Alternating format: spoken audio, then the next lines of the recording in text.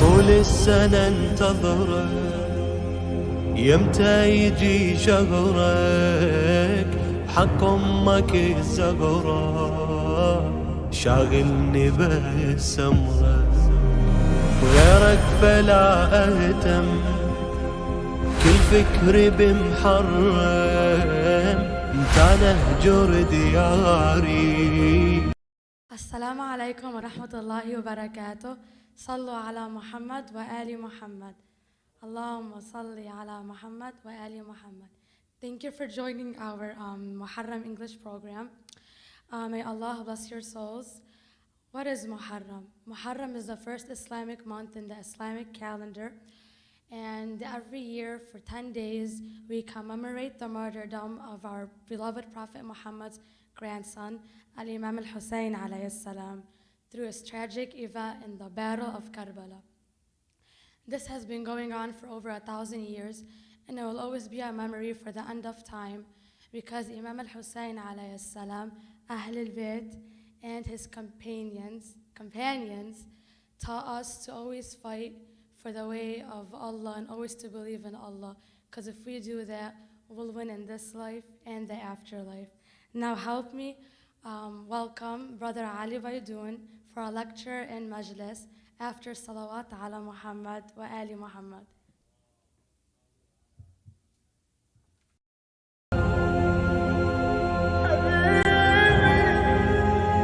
حبيبي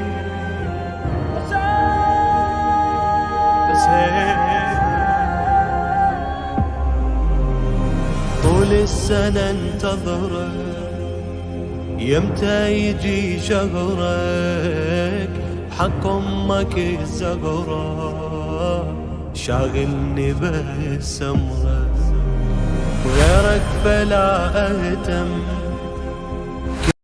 الله الرحمن الرحيم والتين والزيتون وطور سينين وهذا البلد الأمين لقد خلقنا الإنسان في أحسن تقويم ثم رددناه أسفل سافلين إلا الذين آمنوا وعملوا الصالحات فلهم أجر غير ممنون فما يكذبك بعد بالدين أليس الله بأحكم الحاكمين صدق الله العلي العظيم. صلوات الله صل على محمد وآل محمد. صلى الله عليك يا سيدي ويا مولاي يا رسول الله. صلى الله عليك يا سيدي ويا مولاي يا أمير المؤمنين.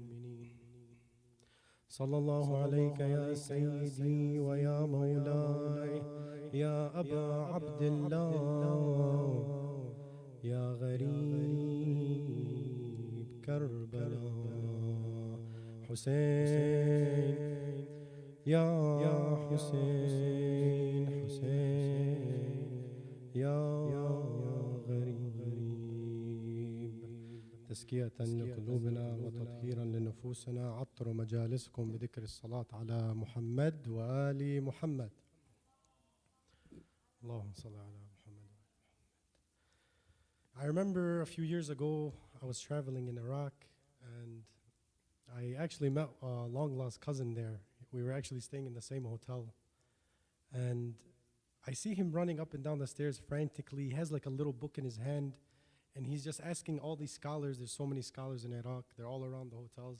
He's asking them each questions and I'm just observing what he's doing. And he's not much older than I am. He's actually like in his mid-20s, not very old at all.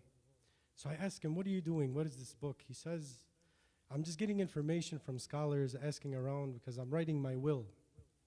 So I'm asking him, you're a young guy, why are you writing your will? What's going on? Isn't it a little bit early to be writing your will?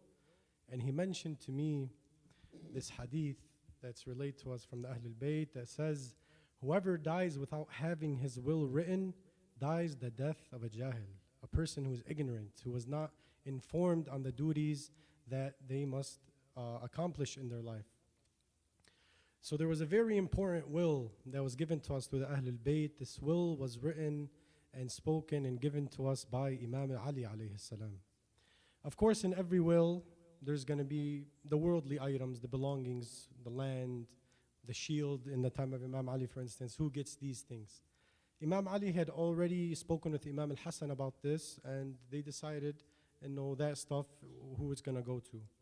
But there was a second type of will, and in that will left for us a very important set of keys. Imam Ali gave us a certain set of keys, and he gave us this through his will. Keys to what? This is the question here. What are we here for tonight in these days of Muharram? What are we all trying to do? We're all trying to, of course, get closer to the Ahlul Bayt and increase our iman, our taqwa, our faith. But at the end, we all want to get to heaven. We're living in this life going through these struggles. And the goal for us, inshallah, as mu'mins should be, of course, to get to heaven as well as the pleasure of Allah. So these keys are to open the door to heaven, inshallah, through his will. So in the final will, Imam Ali gave us the card that we must swipe to open the doors to heaven. And Imam Ali, as a personality, he wasn't just a person who would give advice and just speak without acting. Imam Ali was the person who every single thing in his will that he mentioned for us to follow, he did himself. And if it were any other way other than that, then we would not be able to consider him ma'soom. We could not even take this will, for instance. But he acted upon each and every single aspect of the will that he told us to follow. When Imam Ali gave this will, he had gathered his family all around. He had Abu al-Fadl al-Abbas, Imam al-Hussein, Imam al-Hassan, all his loved ones. He told everyone else to leave, but he left his close family, the Ahlul Bayt, and he began. Imam Ali began and he said, first and foremost, be conscious of Allah. Be steadfast in your religion. Do not yearn for the things of this world, nor should you be seduced by it. And it happens to us all the time that we see our good relatives, our friends, people we know, they're always on the right path, and then something simple. And a story I remember, I knew a guy, very, very pious man, would attend the prayers all the time, was very kind, giving in charity. And something as simple as a new car. He got a new car, and this new car was able to change his entire way of thought, his aspect of life. It grew on him. And he focused too much on the car, and he became seduced by it. And eventually, he really did end up taking a very wrong path. Allah says in the Holy Quran, are you pleased with the life of this world rather than the hereafter? But little is the enjoyment of the life of this world as compared with the hereafter. Allah also says in the Holy Quran, and the life of this world is nothing but play and amusement. Far better is the house in the hereafter for those who are al-muttaqeen, the pious. Will you not then understand? Allah asks us questions in the Holy Quran. That's why it's so beautiful to read, because He asks you questions, and these questions are to make you think. Will you not then understand? Allah also says in the Holy Quran, وَفَرِحُوا بِالْحَيَاةِ الدُّنْيَا وَمَا الْحَيَاةِ الدُّنْيَا فِي الْآخِرَةِ إِلَّا مَتَاعٌ. As compared with the life of the hereafter, the life of this world is nothing but a brief enjoyment. How many of us we feel like we're going to live forever sometimes? Like, we have a lot of time, we're still young. But all it really is at the end of the day is 60, 70, 80 years average. And then if you speak with older generation, the older people, they tell you it flashed like a blink of an eye. It was just like the other day, I was a young lad with my parents, and now my parents are gone, my family members are gone. And it's just, life was so short. And a lot of people, they're filled with regrets, but if you're of the muttaqeen, the pious, you're not. You're happy that you're almost in that time where you're about to meet Allah Azza wa Jal. Imam Ali alayhi salam would say, O dunya, seduce other than me. Go deceive someone other than me. I have divorced myself from you. And again, it's so easy to be seduced by the dunya. It's very easy. But if you're among those who build yourself through your prayer, through your fasting, through events like these in Muharram, where you're reminding yourself, Allah tells in the Holy Quran, reminder. Why? The reminder benefits the believer. It's something that you need in your life. Because if you don't remind yourself, you'll forget. Even with the Holy Quran, if you're not always looking it over and reading, you'll forget. Even an ayah or a surah that you think, I'll never forget this. There might come a time where you're in prayer and you're trying to remember that surah or ayah and you're like, I can't remember. I'm not going back. I'm not learning and increasing my knowledge. In the time of Imam Ali alayhi salam, there was a battle of the camel. That's in reference to being seduced by the world. And he had people with him on his side and people on the other side. People were confused. There was people who were saying that, Imam Ali, he's right, but the other side is also right. But they completely forgot that Imam Ali was the one that Prophet Muhammad sallallahu alaihi wasallam, he was the one that was appointed next after him to lead the ummah. They completely forgot about this because they saw the glimmer and shine on the other side, the numbers that they might win and take the power. They let the power get to their head. They wanted the power and they wanted to take it by force even. This was a time where they were seduced. People, even in the time of Imam Ali, were seduced by the dunya. And then on the 10th of Muharram, with Imam Hussein alayhi salam, you could clearly see Imam Hussein on that side. He's correct. He's the one with the right message. He's the grandson of the Prophet. He's the one that can recite the Quran when the people on the other side, some of them did not even know certain verses. And then they still, in that moment, chose the wrong side. Why? Again, because of power and because of promises, where the governors and the caliphs were promising them land and promising them power and governorship. They were seduced by the world, and eventually they made the ultimate worst decision you can make, which is murdering the grandson of a prophet sallallahu alaihi wasallam. They did not care. They were like in a trance, what their eyes could see, and they disbelieved in what their eyes could not see, which was the hereafter. They were only interested in the dunya. And then next, Imam Ali continues in his will. He says, remove our differences and strengthen our ties. Imam Ali said, reconciliation is better than your fasting and prayer. As a community, we all have to come together. This is something that's so important. We actually work towards doing like interfaith programs and even like inter-institution programs, because we have to become united. When you disunite as an ummah, you become very weak. When you're united as an ummah, you're very strong.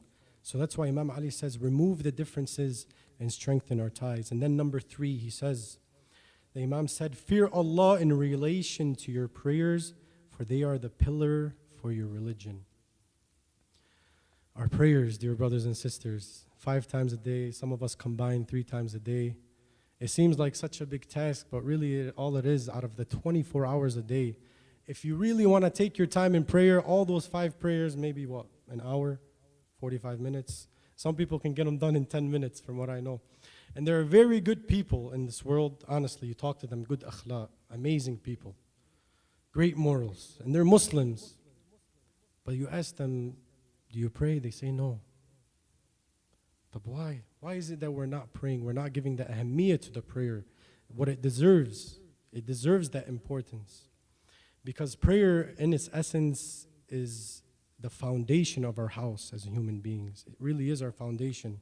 And can a house truly stand without its foundation? If you aren't developing that, where you're getting in the routine of always praying your 5 daily prayers every day, inshallah, as close to on time as we can. And I know a lot of us will make as many excuses as possible. I'm also one of them. On some days, we're like, oh, this happened, that happened, and it's not right. And we always have to tell ourselves it's not right.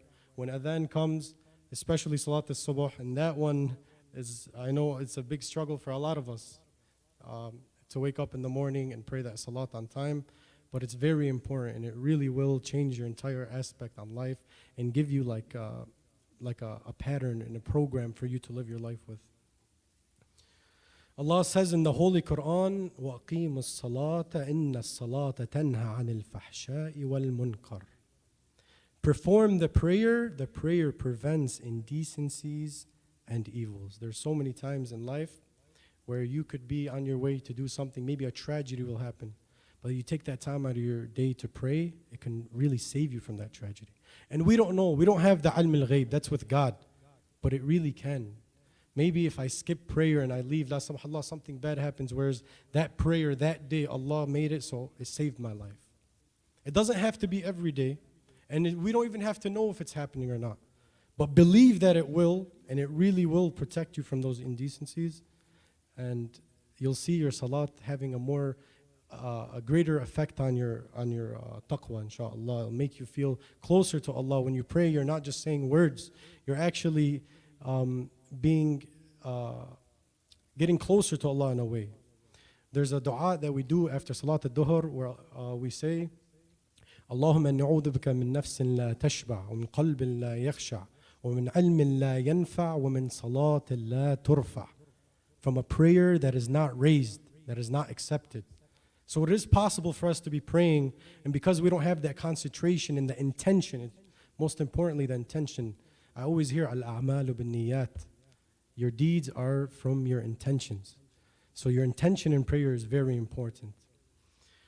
Allah says in the Holy Quran, فَوَيْلٌ لِلْمُصَلِّينَ الَّذِينَ هُمْ عَنْ صَلَاتِهِمْ سَاهُونَ. Woe to those who pray but are heedless of their prayers. This is what we're talking about. When our salat is not being raised, when we're heedless of the prayer, heedless of the time for prayer, heedless of the acts that we have to perform in prayer, because we don't take that time of our day to learn the ahkam from our maraja. How is it that I have to pray correctly? So, woe to those who pray but are heedless of their prayers. Imam Ali continues in his will, he says, fear Allah in relation to his house. What do we mean by his house? Hajj, the Kaaba, the holy Kaaba. Don't abandon Hajj. We should go early. Dear brothers and sisters, and I'm speaking to myself first. Of course, we all make our intentions, and we know how certain restrictions didn't allow us go in the past years, this year, the year before. But we should at least make the intention to go as early as we can to the Hajj and perform it. A lot of people, they say, no, I'll just wait until I'm 60, 65, then I'll perform Hajj, and Allah will clear me of all my sins. But in the meantime, let me live my life. Again, it's the intention. It doesn't work that way. Go early. Inshallah, may Allah grant us all the visitation of Hajj as early and as possible. Imam Ali continues, he says, fear Allah in relation to the orphans. Attend to their nutrition and do not forget their interests in relation to yours. The orphans, dear brothers and sisters. Imam Ali, he was known as the father of the orphans. He would go out in the night and feed the orphans. It wasn't until that he died that the orphans even knew it was him. He would cover his face. But the orphans, of course, Imam Ali is going to include this in his will. You have to always remember the orphans. And every day when you're eating, when you're drinking, remember there's someone out there that has much less than you. Even if you aren't at top, you're not, wealthy, for instance, or whatever, there's always someone out there that's less and more in suffering than you in this life. So always remember them. And there's actually a story that I recall just last year during the time when Corona just started. We were giving out these food baskets, like care packages to homes, and we were delivering them. There was this certain box that I delivered myself to a home, and I was able to meet the family and see who they are. It was a widow with 2 orphans, right? And then you don't even think that they're here in your community and they're struggling. And then you don't even ask, but they tell you, here, look at the papers. This is all we're getting. These are our expenses, our bills. Sometimes we have to skip a meal on this day so we can get to this bill. And you don't believe it, right? But it's here in our community. Yes, in America. Yes, in Dearborn. There are orphans that are in need. And we should all actually make the intention, inshallah, tonight, to find any program, any way where we can sponsor an orphan. This is a sadaqah that's huge. You're sponsoring an orphan, you're taking care of someone who is in need. And this is something we should all aim to do, inshallah. Not just now, but all throughout our life, inshallah. Allah says in the Holy Quran, فَأَمَّا الْيَتِيمَ فَلَا تَقْهَرْ. As for the orphan, do not oppress them. And then if we remember in Karbala, All the orphans that were made that day, how oppressed were they by the enemies of Allah. Imam Ali continues in number 6. He says, fear Allah in relation to your neighbors. Imam Ali said that the Prophet mentioned doing good to the neighbors so much that he thought the neighbor would get a share in inheritance.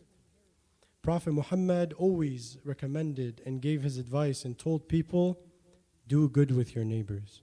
And I know here it's a little bit difficult. Some of us don't even know our neighbors. We just catch them as we're going in and out of the house. Assalamu alaikum, the occasional assalamu alaikum. But do we ever check on our neighbors? Do we ever see, are they okay? Do they need any help? It's important because if the Prophet is stressing it so much, and Imam Ali is saying, I thought they would get a share of the inheritance, how much he mentioned the neighbors.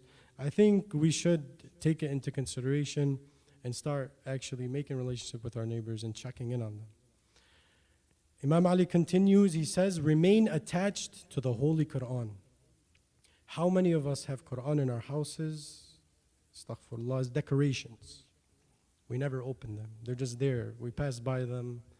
And sometimes I know the younger generation, when they're scared at night, they get bad dreams. They bring the Quran closer to their bed, near their pillows. It's good. It's good to have that connection with the Holy Quran where you feel it can protect you. But it's more than that. It's a message. It's a revelation from Allah. We really should give it the importance that it deserves, because believe it or not, the dust that gets accumulated on those Quran in our house will bear witness against us on that day.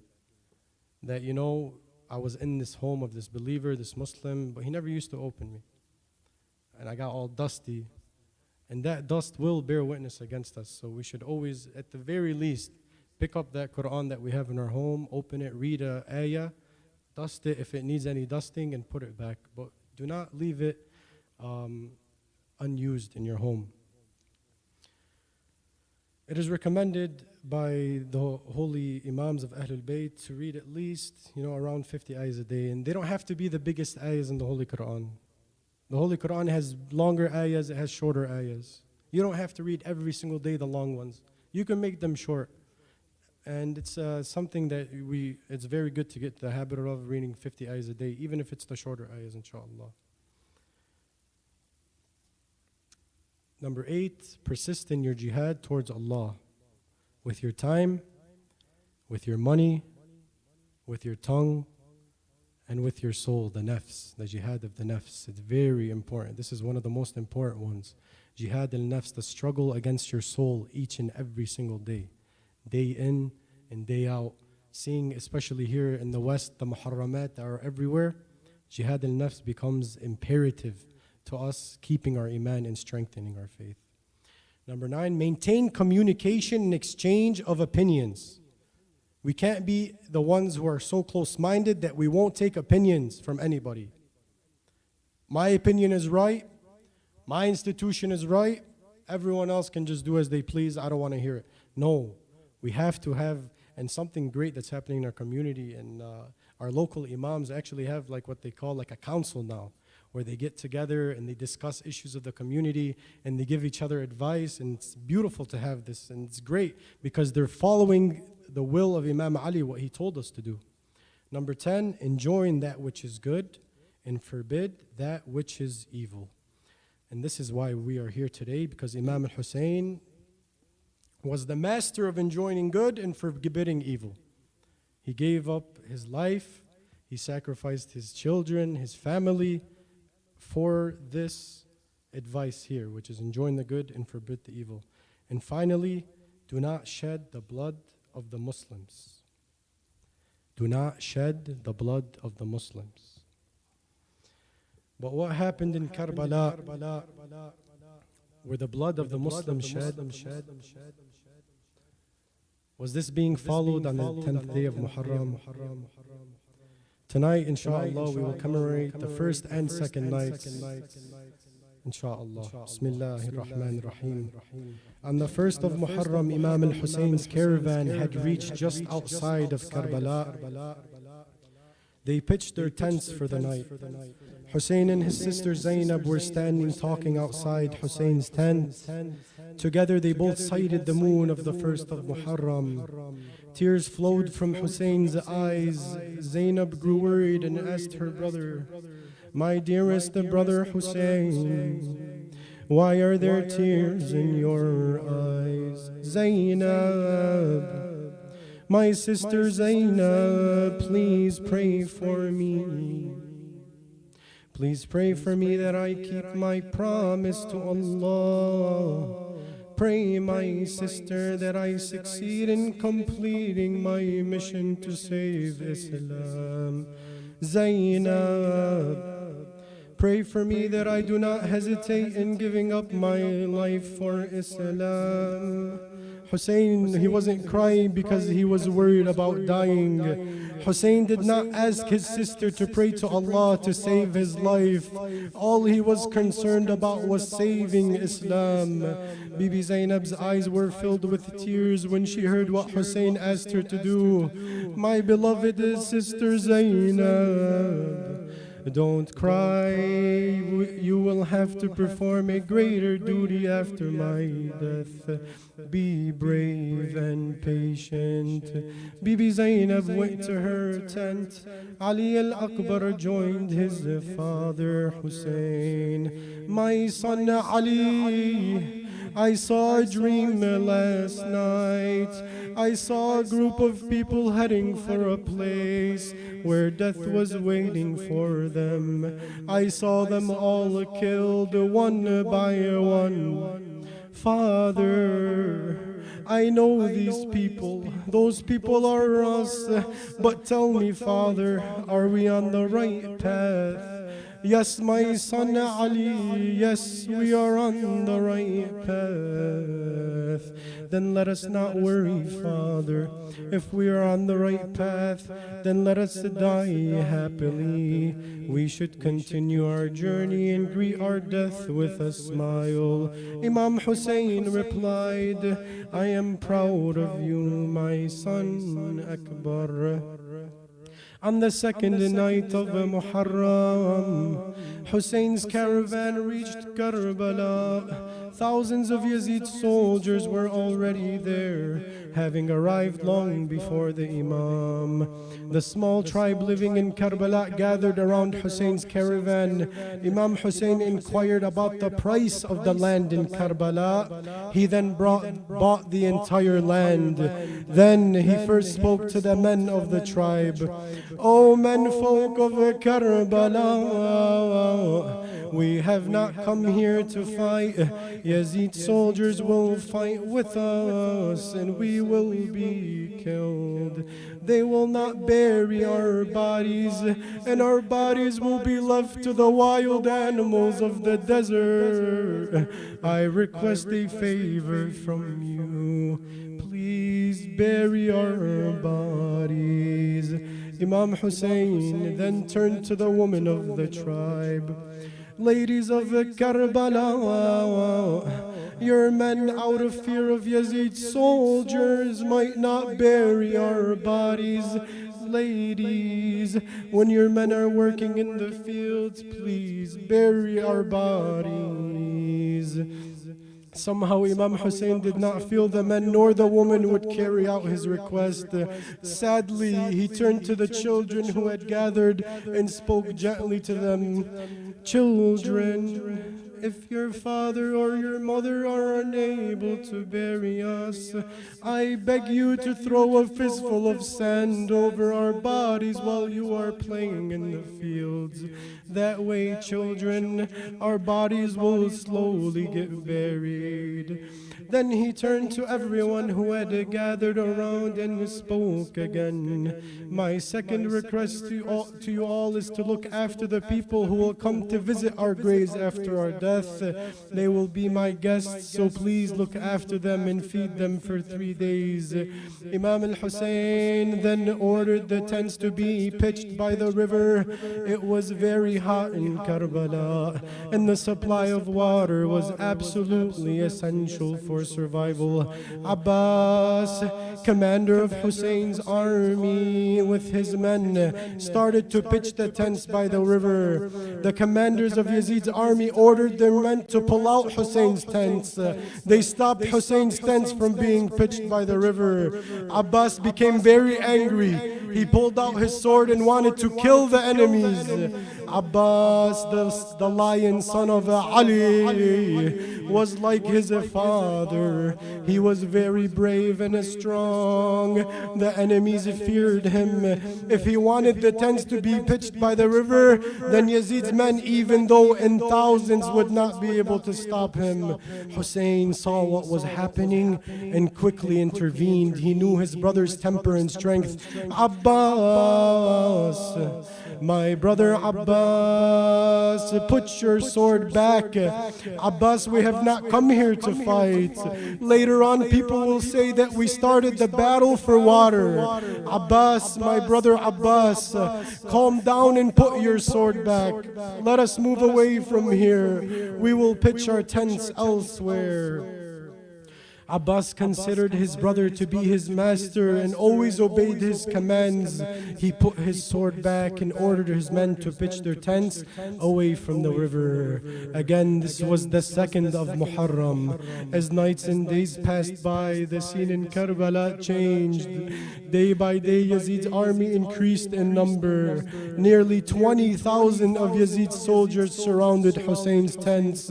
Why so many to fight no more than 72 in Hussein's army?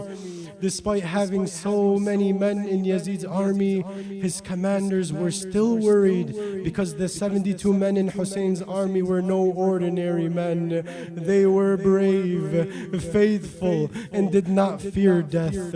Yazid's soldiers knew this and therefore thought of a way to weaken Hussein's army. On the 7th of Muharram, Yazid's commanders ordered their men to stop water from reaching Hussein's tents. There were many ladies and children with Hussein, and they suffered a lot without food and water. For 3 days, one could hear children crying, Al-Atash, Al-Atash, Al-Atash, water, water, water. Abbas could hear this. He could hear his beloved Sukaina crying for water. Abbas loved Sukaina dearly and always got her anything she wanted. Every time Abbas heard Sukaina crying for water, he shook with grief. Awa Abbas, he could not bear to hear Sukaina crying, Al-Atash, Al-Atash, Al-Atash, echoed out through the lands of Karbala. For 3 days and nights, many little children died from thirst and hunger. Inna lillahi wa inna ilayhi raji'un. سيعلم الذين ظلموا آل بيت محمد أي منقلب ينقلبون والعاقبة للمتقين. We ask Allah, بحق these holy nights, Ya Allah, to accept the little we have to offer, to guide us in this world, inshallah, grant us heaven in the hereafter, and to bless us all with His mercy, inshallah. We ask you, Allah, to heal everyone who is sick, بحق مجالس الحسين, and to grant us all the highest levels of heaven, inshallah. وصلوا يا ربي على صلي يا ربي على محمد وعلى آله الطيبين الطاهرين صلوات.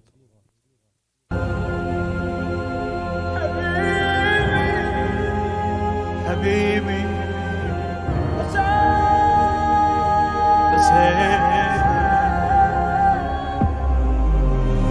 طول السنة انتظره يمتى يجي شهرك حق امك الزغرة، شاغلني بس امرك وغيرك فلا اهتم، كل فكري بمحرم انت نهجر دياري واحيا بوسط مأتم. عبيت ارض وسماء وجيت بهالرجاء، اخذني للعزاء وخلني قاعدي، انا ادري ما تبع هو الامان في الخطا، خليني الزمك ما اريد انا غيرك صفا، يتسمى خاتمه نال السعاده والنفا.